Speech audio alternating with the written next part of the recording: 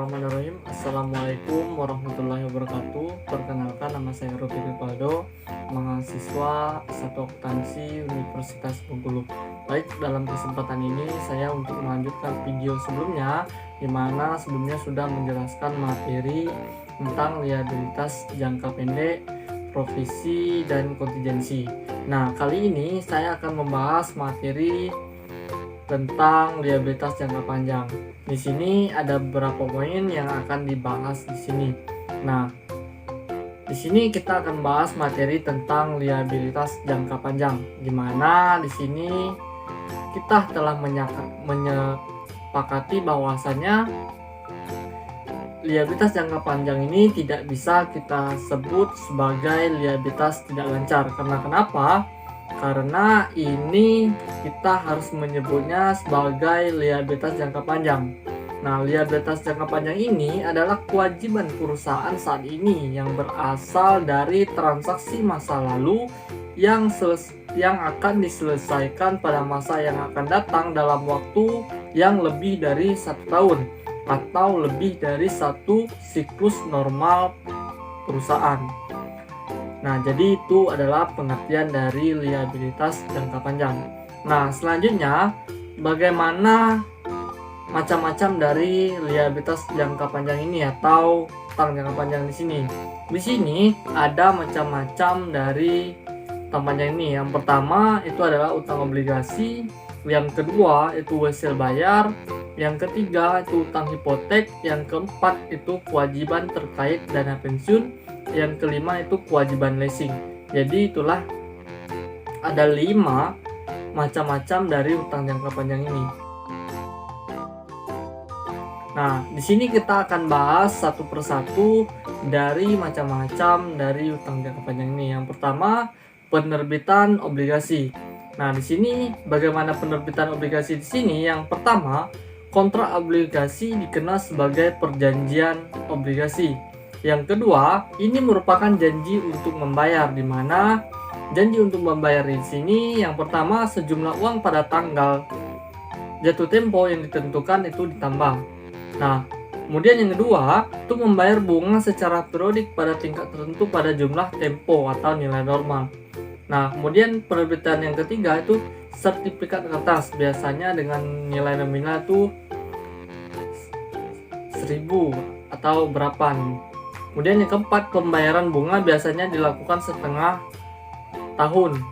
Kemudian yang kelima, digunakan ketika modal yang dibutuhkan terlalu besar untuk disediakan oleh satu pemberi pinjaman. Jadi itu adalah penerbitan obligasi. Nah, di sini itu ada 3 keunggulan atau 3 manfaat kalau kita mendanai dengan menggunakan obligasi dibandingkan kita menerbitkan saham biasa.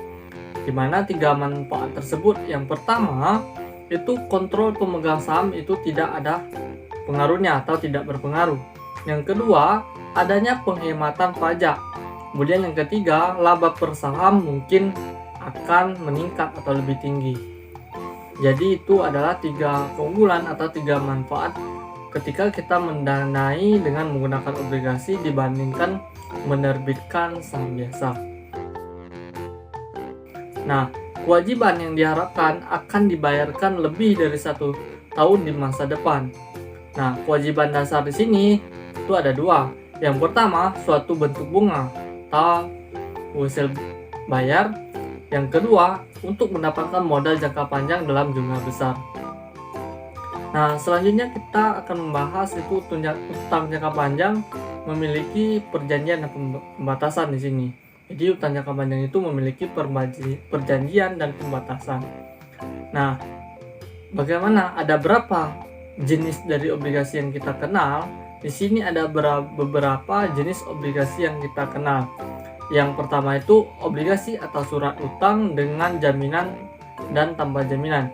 Yang kedua, obligasi term, serial, dan callable. Kemudian yang ketiga, obligasi yang dapat dikonversi didukung komoditas, kemudian diskon besar. Kemudian yang keempat, obligasi yang terdaftar dan kupon. Kemudian yang kelima, penghasilan dan pendapatan obligasi. Jadi itu adalah jenis-jenis obligasi yang sering kita kenal di kehidupan sehari-hari. Nah, kemudian penerbitan dan pemasaran obligasi kepada masyarakat.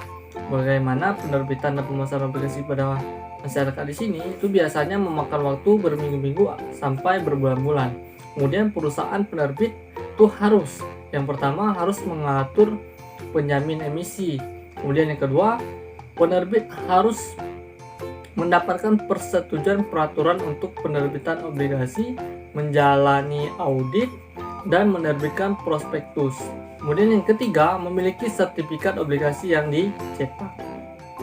Nah, selanjutnya harga jual penerbitan obligasi ditentukan oleh di sini harga jual penerbitan obligasi itu ditentukan oleh beberapa tahap. Yang pertama, untuk penawaran dan permintaan pembeli dan penjual.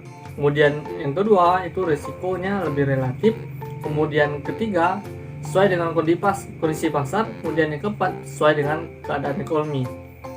Nah, dalam hal ini, komunitas investasi menilai obligasi pada nilai sekarang dan arus kas masa depan yang diharapkan itu terdiri dari yang pertama itu bunga, yang kedua itu pokok. Nah, selanjutnya kita akan membahas mengenai penilaian utang obligasi. Nah, penerbitan obligasi ke publik atau emiten itu harus yang pertama menetapkan penjaminan emisi, kemudian mendapatkan persetujuan regulasi atas penerbitan obligasi, menjalankan proses audit dan penerbitan prospektus tadi. Nah, jadi itu yang telah kita bahas sebelumnya. Nah, kemudian kita akan membahas mengenai nilai obligasi pada present value itu harus mengenai dari arus kas masa depan yang diharapkan itu terdiri dari bunga dan nilai nominal atau prinsipal. Nah, selanjutnya kita bahas bagaimana dari suku bunganya. Nah, suku bunga di sini itu ada suku nominal atau kupon atau tercatat. Nah, di sini suku bunga yang tertulis di dalam kontrak atau perjanjian obligasi itu yang pertama itu emiten menetapkan suku nominal. Kemudian yang kedua dinyatakan sebagai persentase nilai nominal atau nilai nominal dari obligasi atau VaR di sini. Kemudian yang kedua itu suku bunga pasar atau effective yield. Itu suku bunga yang memberikan tingkat pengembalian sepadan dengan risiko yang ada. Nah, di sini itu merupakan nilai sesungguhnya yang diterima pemegang obligasi. Nah, di sini kita akan membahas mengenai persen dari suku bunga di sini, penilaian dari utang obligasi di sini. Nah, asumsi kupon obligasi itu sebesar 8%. Nah, di sini ada beberapa asumsi kupon di sini. Yang pertama itu suku bunga pasar.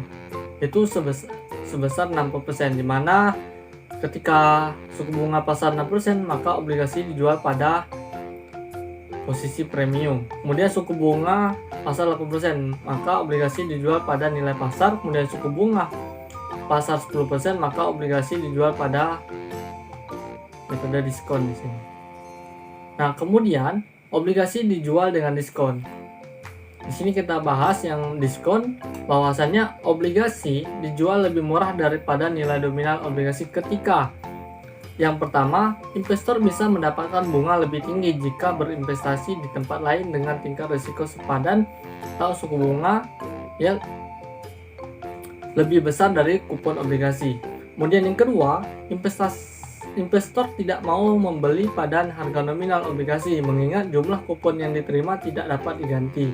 Kemudian yang ketiga, itu karena investor membeli obligasi lebih murah daripada nilai nominalnya, maka investor tetap mendapatkan tingkat pengembalian efektif atau suku bunga pasar. Jadi itu adalah obligasi dijual dengan metode diskon.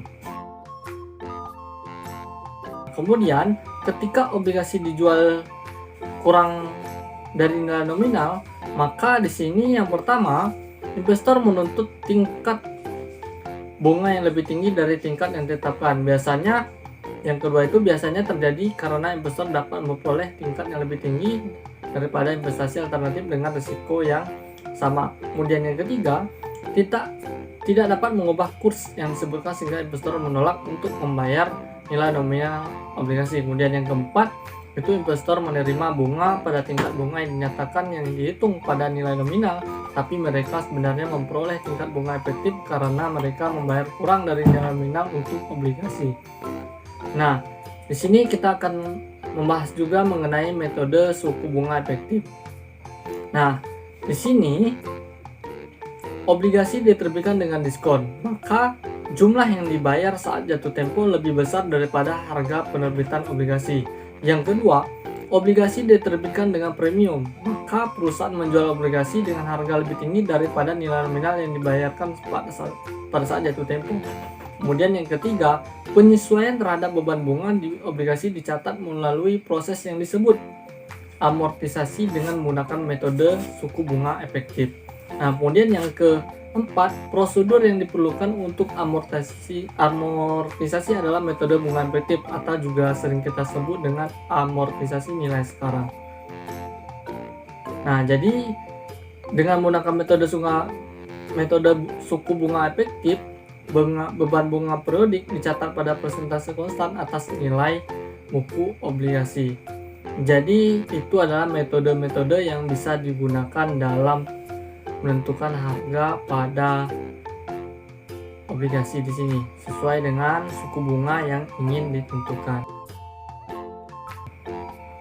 Mungkin untuk materi ini itu akan dilanjutkan pada video selanjutnya.